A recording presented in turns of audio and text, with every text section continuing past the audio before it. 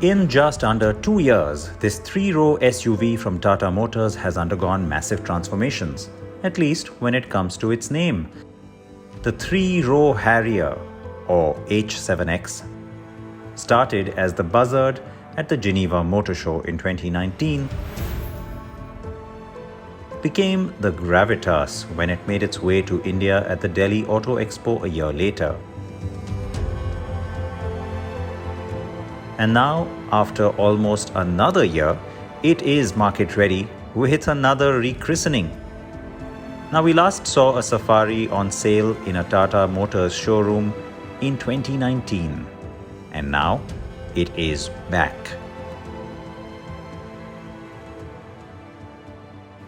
Now, I have to say, I'm not one of those who buys the theory that this car was always supposed to be named the Safari. If you ask me, it's the Harrier that should have been the Safari, and I've said that now for some time. I won't drone on about it. What I will say though is that visually, the side profile is where you do pick up hints of the Safari. You do get a sense, that's a Tata Safari.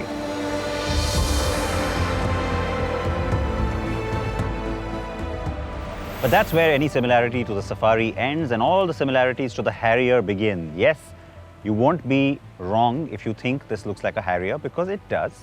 But I have to say there are certain subtle differences, and the grille is probably the most stark difference. You have a different grille pattern completely. You see the now famous tri-arrow design, as Pratap Bose likes to call it at Tata Design. It really is emblematic of the new look at Tata Motors, and it's nice. It actually looks pretty upmarket, and for once I have to say, I like the chrome finish. I like that it's finished in chrome.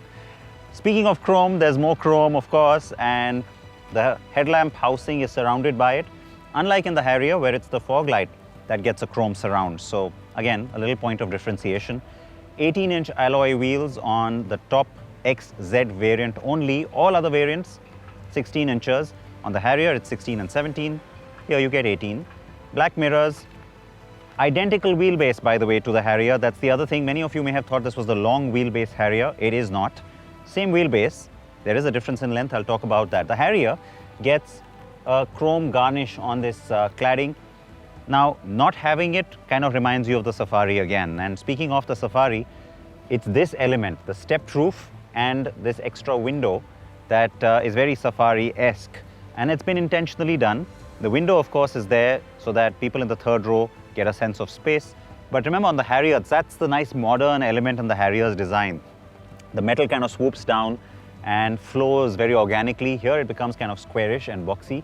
And then the roof rail and this roof rail side cap, again, a hark back to the Safari.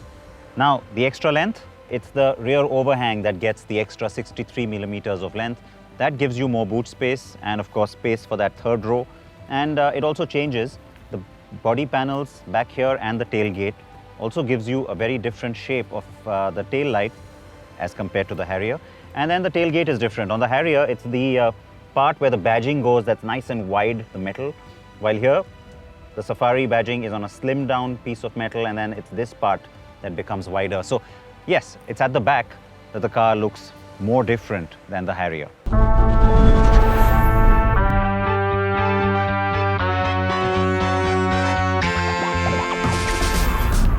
Chrome door handles are a definite no for me, but I can see why the top variant would need that given the competition set.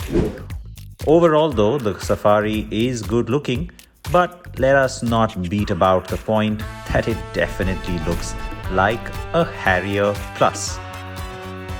Like the Harrier, the new Tata Safari is also built on the Land Rover D8 platform derived OMEGARC, as Tata calls it, that is, the optimal modular efficient global advanced architecture. It is 4,661 millimeters long and 1,786 millimeters high. Now that is 80 millimeters more than the Harrier, largely owing to the stepped up roof.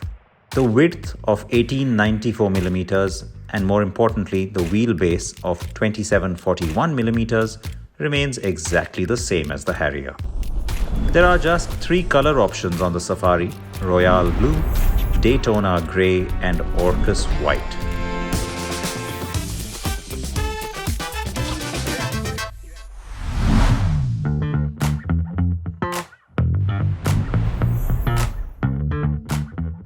The color palette used inside is nothing like that on the Harrier. The oyster white theme is rather plush, I have to say, though I'm not sure how practical that is for India. The dash in dual tone black and white looks appealing, and the 8.8-inch floating island touchscreen system sits right at its center. It is compatible with Apple CarPlay and Android Auto, voice recognition and voice alerts. Tata's now famous IRA or Intelligent Real-Time Assist connected car tech also finds a place on the Safari. It comprises location-based services, remote commands and live vehicle diagnostics, among other features like voice commands, of course. The mid variants get a 7-inch screen. Now, in an era where even smaller cars like i20 or Sonnet have a 10.25-inch screen, these may seem small. The feature list is pretty long though, and you'd expect that in a car that's going to cost around 20 lakh rupees.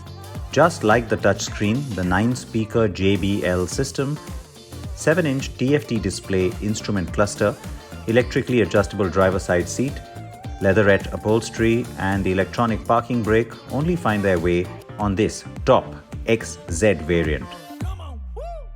The option of a big panoramic sunroof, which Tata calls Majestic Sky Dome, is also available only on the top 2 variants, while captain seats on the second row are also only on the top trim. All other trims get a bench seat with a 60-40 split ratio. Using the Boss mode, the front passenger seat can be pushed forward, a feature that helps create more legroom in row 2 when no one's sitting up front. You can also slide the second row seats and recline them. Access to the third row though is a bit cumbersome as a result of the wheelbase not being increased.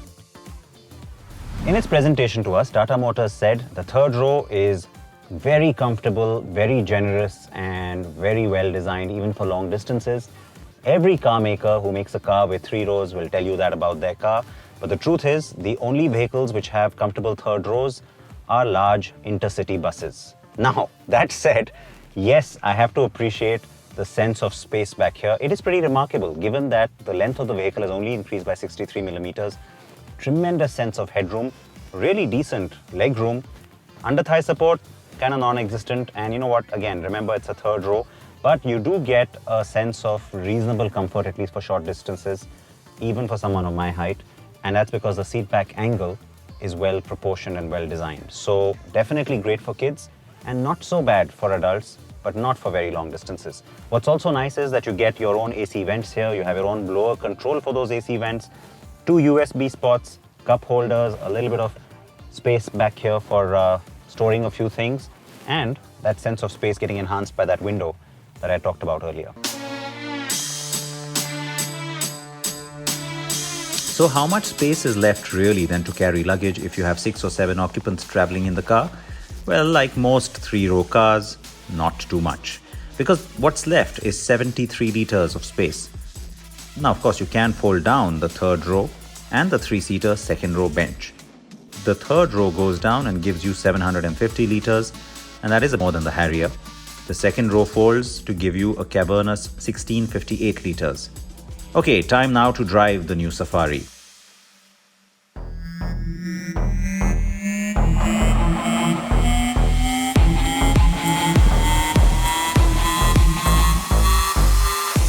Now we know this engine from before. The 2-liter 4-cylinder turbo diesel does duty on the Harrier as well, so nothing changes when it comes to figures. At your disposal is maximum power of 168 bhp, peak torque of 350 Nm that kicks in at 1750 rpm and stays on till 2500 rpm. And the good thing is that unlike a few of its recent cars, including the Harrier, Tata is offering the manual and automatic option right from word go. I began with a 6-speed manual. Now, does the additional weight of 75 kgs along with that extra length and height change the dynamics over the Harrier? The car handles well.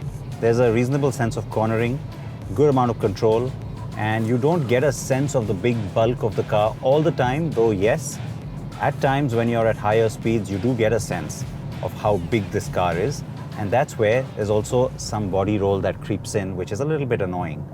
Outside of that, I think the stellar achievement for Tata Engineering is just how great the ride quality is. For many people who will come and test drive and then subsequently own the Safari, that's the big takeaway.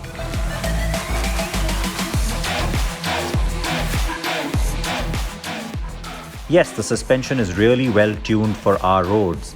On the whole, the Fiat derived drivetrain does well, but the gear shift could be a bit smoother, and its throws could also get shorter to make it more convenient for the driver. Right now, it just adds to the feeling of bulk. But what is evident is that there isn't too much lag, barring the low range just before peak torque kicks in. Another thing that I noticed is that the turning radius is pretty sharp for a car of this size, so maneuvering in city traffic and even parking shouldn't be a big hassle.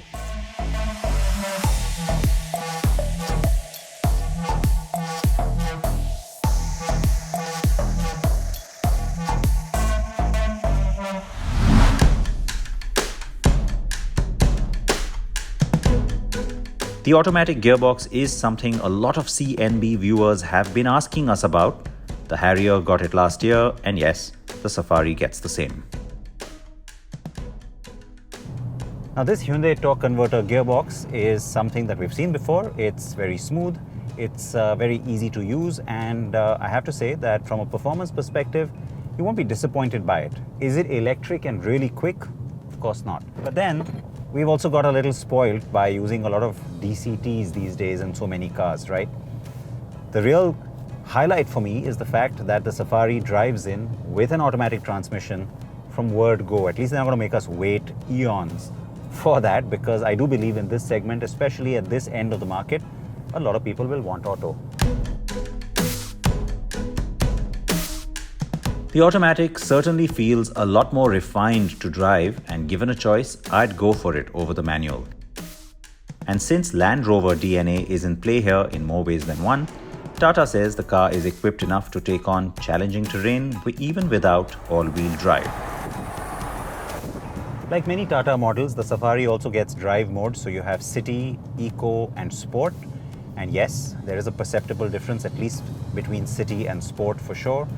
But there's also a terrain response system a la Land Rover. Rough road mode activated. Rough road mode. Wet mode activated. Wet mode. And then City drive mode activated. back to the standard city drive mode. Now, I don't have very rough roads today, but yes, I took it off into a broken section, and of course there the car did just as well. Though I have to say it did pretty well even in city, because I wasn't off-roading. And that is where the Safari brand name comes in. To a lot of people, Safari is synonymous with four-wheel drive. It always was like that. Tata insists that it's too small a market in terms of the actual percentage of buyers who will opt for a four-wheel version for them to actually make one, but the platform supports it. Of course, it's a Land Rover platform, we know it supports it. For now, there is no 4x4. From a brand perspective, that could hurt. From a sales perspective, okay, I agree. Probably not. The work that Tata has done on improving refinement levels of the drivetrain really does come through. And without a doubt, the sport mode is definitely more fun to drive. It is more responsive. The list of safety features is quite long here. Dual airbags, ABS or anti-lock brakes. With ESP or electronic stability program, disc brakes on all wheels, hill hold control and traction control all standard. 6 airbags, hill descent control and ISOFIX child seat mounts can only be found on the top trim. You do get tire pressure monitoring, cruise control and a reverse parking camera too.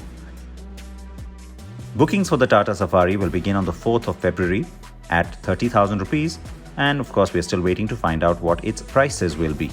Tata will do well to keep prices close to the Harrier, which starts at 13,99,000 rupees and goes to 19,05,000 rupees ex-showroom.